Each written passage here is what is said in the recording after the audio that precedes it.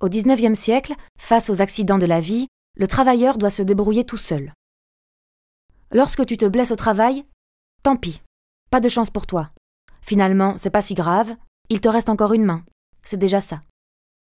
Lorsque tu es malade, tant pis, pas de chance pour toi.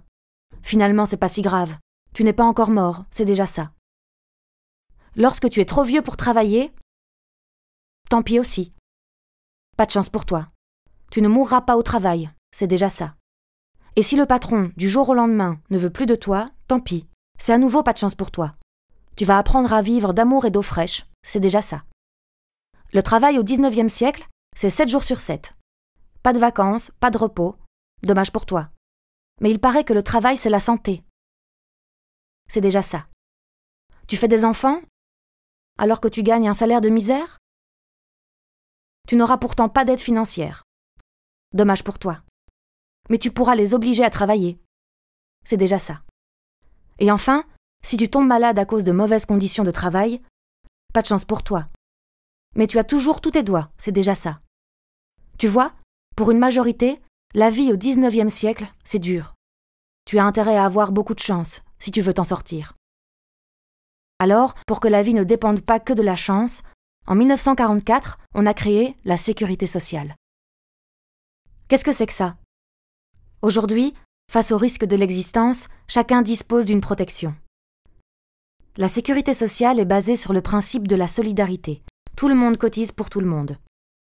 Solidarité entre travailleurs et chômeurs, entre actifs et pensionnés, entre personnes en bonne santé et malades, personnes avec et sans revenus, familles avec et sans enfants.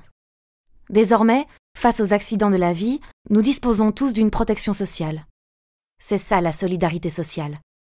C'est normal d'être payé quand on est malade. C'est normal d'avoir des congés payés. Non, tout cela n'est pas normal ni naturel. Il a fallu lutter pour obtenir ces droits. C'est de la résistance et des luttes sociales que nous viennent ces protections sociales. Au sortir de la Deuxième Guerre mondiale, une série de mesures d'urgence, propres à réparer les misères subies pendant l'occupation par la grande majorité des travailleurs salariés, sont mises en place. C'est l'institution d'un système de sécurité sociale qui rend obligatoire toutes les assurances sociales d'avant-guerre promues par le mouvement ouvrier. Mais depuis quelques décennies, il y a machine arrière. Augmentation de l'âge de la retraite, contrôle des chômeurs, dégradation de l'offre des soins. Toutes ces conquêtes portées par ces générations de travailleurs sont petit à petit détricotées. Attention, soyons vigilants. Ne parlons plus de charges sociales, mais de cotisations sociales. Car l'argent que les contribuables versent dans ce pot commun permet de réduire les inégalités et de vivre dignement.